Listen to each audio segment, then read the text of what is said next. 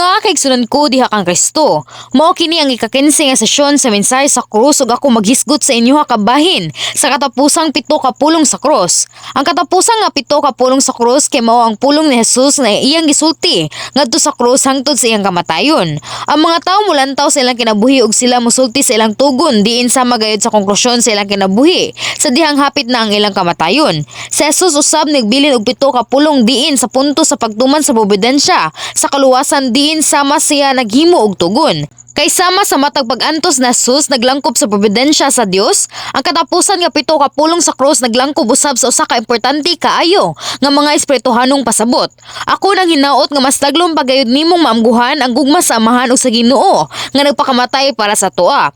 Akong giampo sa ngalan sa Ginoo nga kita manginabuhi sa kamatuoran sumala sa kabubuton sa Ginoo nga nagdala sa toa kauban ang iyang dugo. Mga kaigsunan ko diha kang Kristo, ang pirmirong pulong sa katapusang 7 ka pulong kay makita dinhi sa Lucas kapitulo 23, bersikulo 33 hangtod sa 34. Gingon nga sa pag-abot nila sa dapit nga ginganlan ang kalabira, gilansang nila sa Jesus ug ang duha ka kriminal. Ang usa diha siyang tuo ug ang usa diha siyang wala. Unya miingon si Jesus, "Amahan, pasaylua sila kay wala sila mahibalo sa ilang gibuhat." O gibahin-bahin nila ang iyang sapot pinaagi sa ripa. Nagantos si Jesus sa dakong silot ngadto sa krus tungod sa atong mga sala. Para sa mga katawhan nga mga makakasala gikuha ni Jesus ang tanang mga pagantos. Apan kadtong mga tawo nga wala masayod niining kamatuoran gibugal-bugalan o gibastos si Jesus nga murag sama sa usa ka ngil-ad nga kriminal. Ang mga sumrumano nga mga sundalo usab gidala si Jesus sa pamaagi nga bayolente nga murag nagtrato sila og kriminal ug brutal siyang gilansang. Apan wala gyud sila gitunglo ni Jesus o maski nagdumot bato kanila. Apan siya hinuon nagampo para sa ilang nga nag-ingon, "Amahan, pasaylua sila kay wala sila mahibalo sa ilang gibuhat." O gibahin-bahin nila ang iyang sapot pinaagi sa pagripa. Mga kaigsunan ko diha kang Kristo, kini nga ampo ni Jesus kay dili lang para lang sa mga kadtong mga tawo nga nagbugal-bugal ug naglansang sa iya. Pag-ampo kini para sa tanang mga katawhan nga nagpuyo sa kangit-ngit ug para sa kadtong mga nagbebiay ug nagluto sa ngalan sa Ginoo maski karon.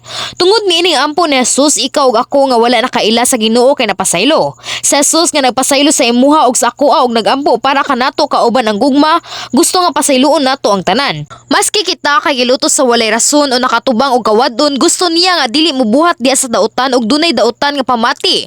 Apan tatuhon ang uban kauban ang pagkamaayo. Sa Juan kapitulo 3 bersikulo 20 gingon, ug ang tanan nga nagbuhat og dautan dili gusto sa kahayag ug dili moduol niini kay dili siya buot nga mabutyag ang iyang daotang binuhatan. Sama sa gingon kadtong nagpuyo sa kangit-ngit niining kalubutan na dili gusto sa kadtong mga tawo nga nanigabuhi sa kahayag. Dili sila gusto nga ang ilang pagkadautan kay mabutyag pinaagi sa kahayag ug sila adunay kahingawa nga pamati tungod niini. Mao kini ang rason nga sa dihang sulayan nimo sa pagtuman sa tibok adlaw sa pagpahulay o dili mo kompromiso kauban sa mga dili matarong, dunay ubang mga tawo ang mulutos sa imuha. Sa Mateo kapitulo 10 bersikulo 22 usab kay gingon, "Dumtan kamo sa tanan tungod kanako apan maluwas ang mulahutay hangtod sa katapusan." Ang Ginoo nagsulti diha sa ilaha ang iyang mga disipulo kay pagatumtan sa mga kalibutan tungod sa ngalan sa Ginoo. Tungod kay ang kaaway nga demonyo ug Satanas nagdumot sa ebanghelyo diin giwali ug ang mga tawo diin sila maluwas, sila galgal og mga dautan nga tawo aron utuson ang kadtong mga nagwali. Aron himuon ang kadtong mga magtotoo nga mawagtangan sila og pagtuo ug sila mahiubos, ang demonyo naghatag gayud og kalisod pinaagi sa mga kalibutanhong mga tawo. Kamo ba dunay saman nga ingon niini nga kaagi? Dayon giunsa man nimo sa pagtatras sa ingon niini nga mga tawo nga naglutos diha sa imo? Ang mga kalibutanhon nga mga tawo mo react sila og dautan ngadto sa mga tawo nga nagbuhat sa ilaha og dautan. Apan gusto sa Dios dinhi sa atoa nga pasayloon ug higugmaon ang tanan. Higugma ni Jesus ang tanan nga mga makakasala og higugma bisag kadtong naglansang sa iyaha ug gihatag niya ang iyang kinabuhi para sa ilaha. Sa Mateo kapitulo 5 bersikulo 44 hangtod sa 45 gingon, "Apan karon sultihan ko kamo, higugma ang inyong mga kaaway ug mag-ampo kamo alang sa mga tawo nga pasipala kaninyo aron makita nga kamo matuod nga mga anak sa inyong amahan nga atoa sa langit. Kay siya sa walay pagpili nagpasidlak sa iyang adlaw ug naghatag og ulan ngadto sa mga matarong ug sa mga makakasala."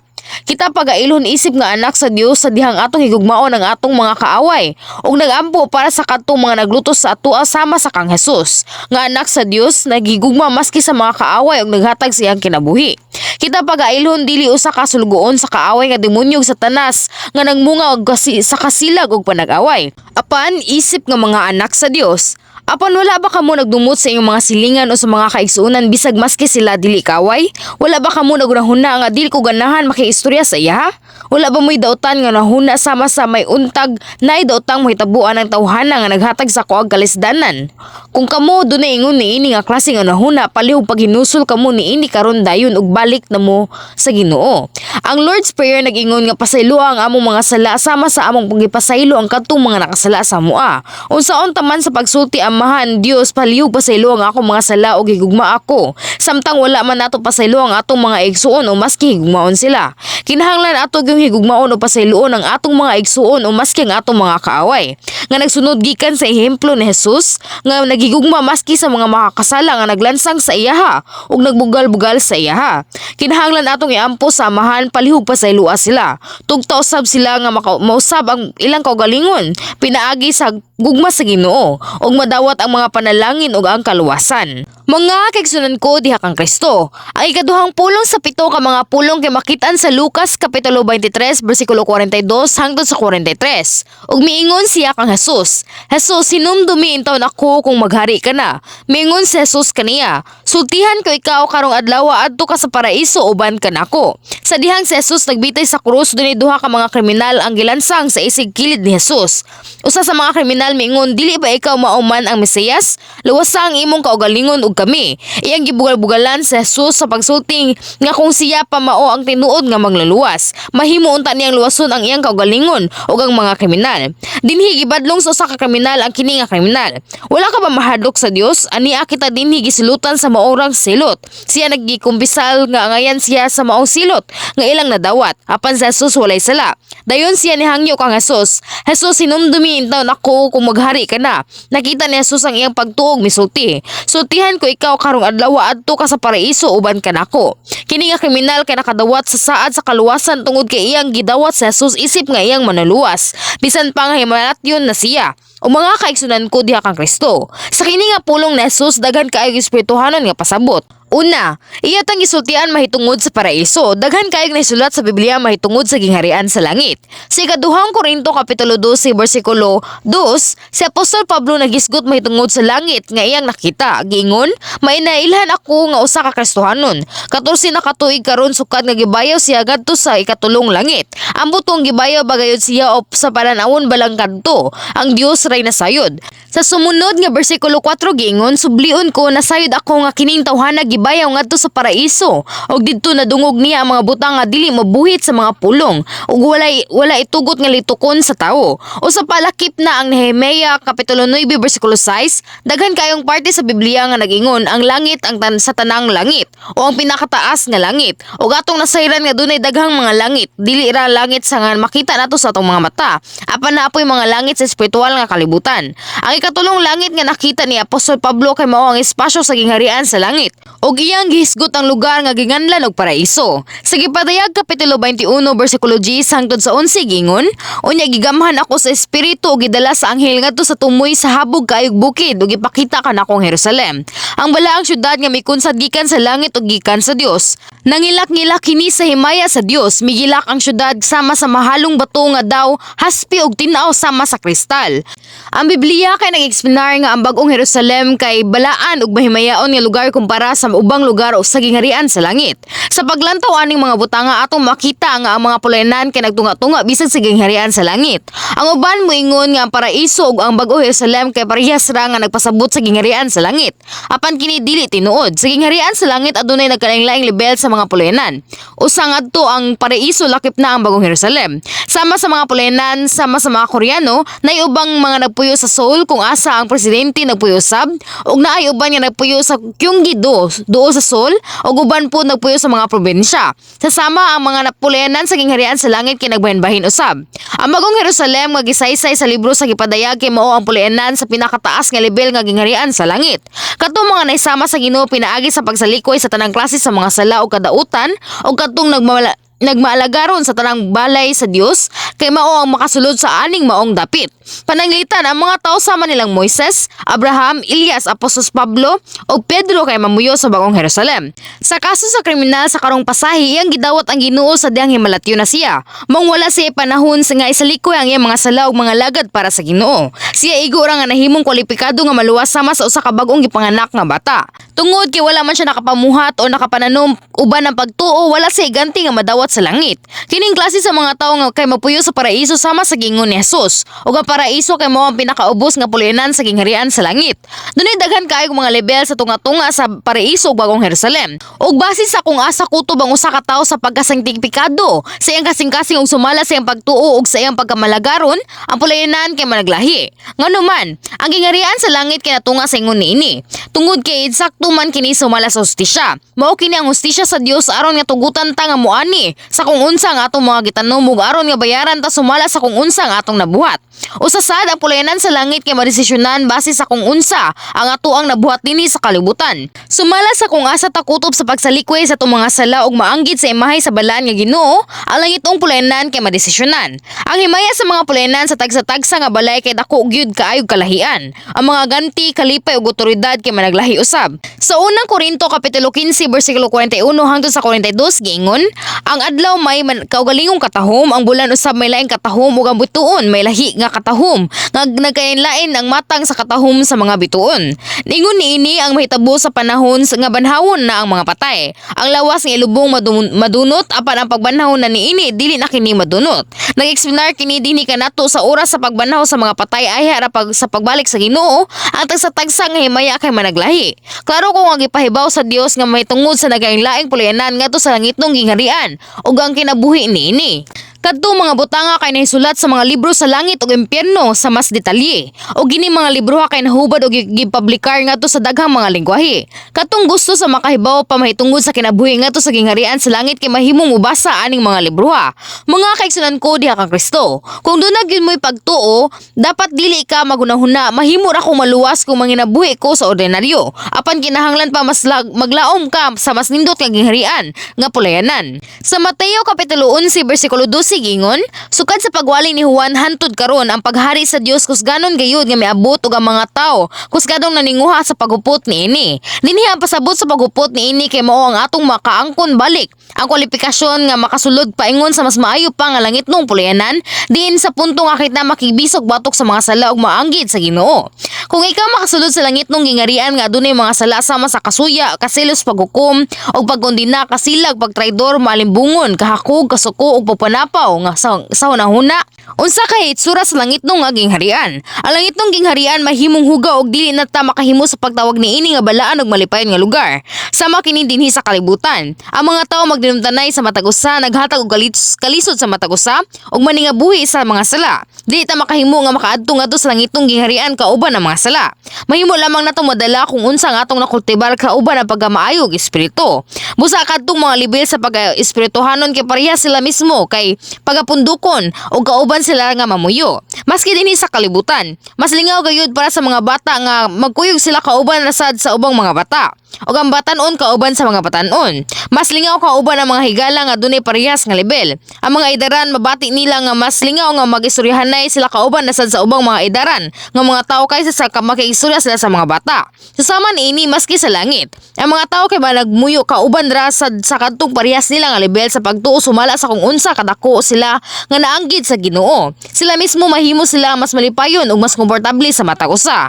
Mga kaigsunan ko diha kang Kristo. Giingnan ni Jesus ang kriminal, sultihan ko ikaw karong adlaw adto ka sa paraiso uban kanako. Wala kini nagpasabot nga si Jesus mo ngadto paingon sa paraiso. Ang lugar nga pulayanan sa Ginoo ngadto sa langit kay dili ang paraiso apan mao ang gayud ang bag-ong Jerusalem. Mao kini ang pinakamatahom nga lugar. Apan ang Ginoo kay mao'y ang agalon sa tibok gingharian sa langit ug siya nagpuyo sa kinatibukang langit. Siya nagpuyo sa bisag asa sa lugar lakip na ang paraiso ug bag-ong Jerusalem. Ug siya nahibalo og naghari sa tanang butang mahitungod sa gingharian sa langit. Usasad ang pasabot kay karon kay wala na pasabot nga si Jesus moadto sa paraiso sa adlaw mismo sa iyang paglansang. Nagpasabot kini nga gikan sa katong orasa nga ang Ginoo kay anaa kauban sa kriminal tungod kay ang kriminal kay naluwas man og nahimong anak sa Dios sa pagtuo. Ang Ginoo kanunay nga naghandom kanato sa sukad sa adlaw nga gidawat nato siya og kita naluwas. Siya nasayod kung asa ta paingon. Kung kung unsa ang atong nakita ug kung unsa ang atong mga gibuhat. Ug siya nagampo para sa atoa. Usasad siya nagpadala sa iyang mga anghel aron bantayan ta ug sila magnaglakaw uban kanato. Dayon, sa adlaw sa kamatayon ni Jesus ngadto sa krus sa adlaw sa Biyernes, asa man may paingon si Jesus. Sa Mateo kapitulo 12 bersikulo 40 giingon, tulo usab ka adlaw ug tulo ka gabii ang anak sa taon sa ilalom sa yuta. Ug sa Efeso kapitulo 4 bersikulo 9 giingon, mikunsad una siya ngadto sa kahiladman sa yuta. Ug sa unang Pedro kapitulo 3 bersikulo 19 giingon usab, diha sa iyang espirituhanong kahimtang miadto siya og nagwali sa mga espiritu nga nabilanggo. Human siya namatay ngadto sa krus, sa Jesus wala mingadto sa paraiso apan ngadto sa prisuhan aron mowali ngadto sa ilaha. Dinhi ang pasabot sa espiritu nga nabilanggo kay nagpasabot sa mga nga takos nga maluwas. Ngadto gayong mga tawo nga namatay sa wala pa gikuha ni Jesus ang krus og nahimong manluluwas. Palihog sabtan ninyo kining partiha og insakto. Aron kita maluwas kinahanglan na gyud kita nga mapasaylo sa atong mga sala pinaagi sa pagtuo ni Hesukristo. Mao gayud ang usa ka tawo nagpuyo sulod sa pagkamaayo diha sa iyang pananaw. Ang tanan tawo gayud kay makakasala nga nagpakatawo nga dunay orihinal nga sala ug nagkumitar nga sala nga naglapas sa balaod. Ang bilinhong dugo ra gyud ni Hesukristo ang mahimong makalapalimpyo sa tanan natong mga sala ug abilihan ang dalan sa kaluwasan. Dayon nagpasabot ba kini nga ang tanang mga tawo nga nangamatay sa wala pa mingani sa Jesus dinhi sa kalibutan kay wala maluwas o may paingon sa impyerno? O sa sad nagpasabot ba kini nga ang tanang tawo nga wala makadungog sa ebanghelyo maski human nga sa Jesus minganin dinhi kay wala kinahanglan pa nga mopaingon ngadto sa impyerno? Of course dili.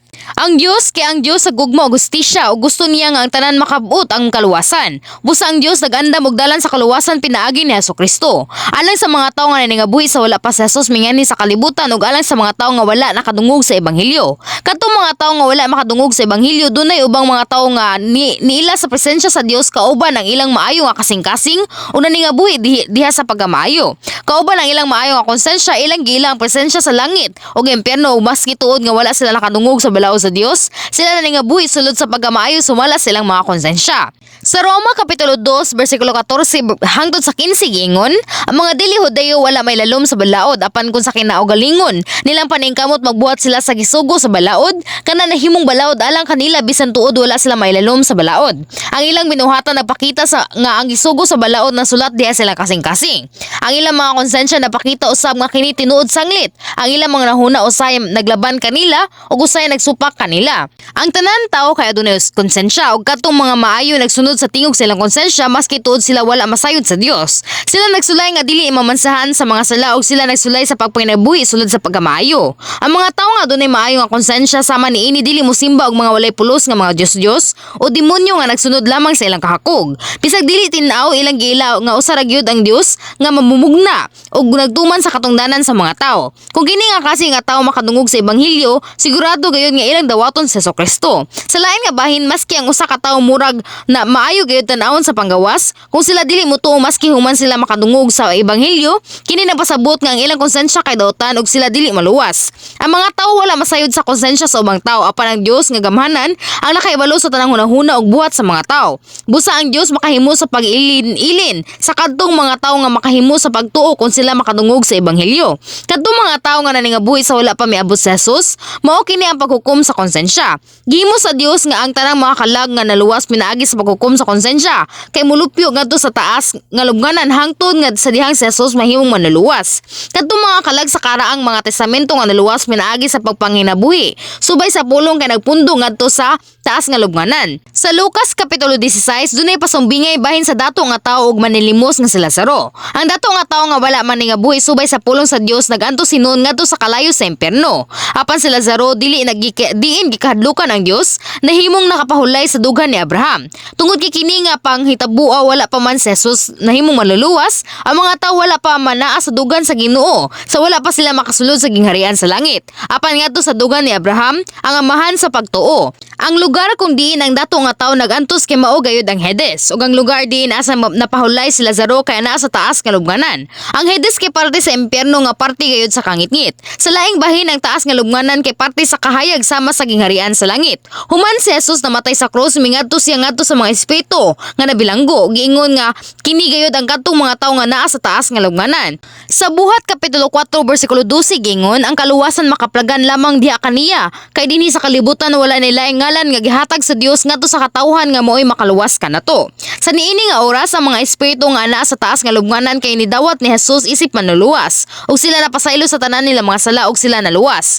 Mga higala ko diha ka Kristo. Karon ako gihisgot sa inyo ang primero ug ikaduhang pulong nga sa parte sa katapusang pito ka pulong sa cross. Una si Jesus mingon, amahan pasayloa sila kay wala sila nahibalo sa ilang gibuhat. Sa niini nga pagampo naglangkob dili lang kay ang pagpasaylo ni Jesus ug pagigugma alang sa mga tawo nga naglansang sa iha. Apan lakip na sa iyang gugma para sa tanang katawhan nga wala mituo sa iha. Ikaduha, si Jesus mingon karong adlaw adto ka sa paraiso uban ka nako. Mao kini ang saad sa kaluwasan ngadto sa kriminal nga naginusol ug nidawat kang sa Ginoo. Ug saad sa paglaong mahitumod sa langit nga puluyanan ngadto sa langit nung gingharian. Maski sa oras sa iyang kamatayon ngadto sa krus, gusto lang gyud ni Jesus nga luwason kita og pagadalhon sa paingon sa gingharian sa langit. Maski karon ang Ginoo nagpreparar para sa tuang lugar nga puluyanan. Ug ang mga anghel sulod sa mando sa Ginoo nagtukod sa atong mga balay sa langit diin kita mopuyo. Ako nang hinaot sa laglong gayud ninyong masayran ang gugma sa Ginoo nga naghatag maski sa iyang kinabuhi para kanato ug kanunay lamang niyang gusto nga hatagan ta sa maayong mga butang. Akong giampos ang sa Ginoo nga maskuptan ninyo ang mga maayong puluyanan sa gingharian sa langit sa matag adlaw. Amen.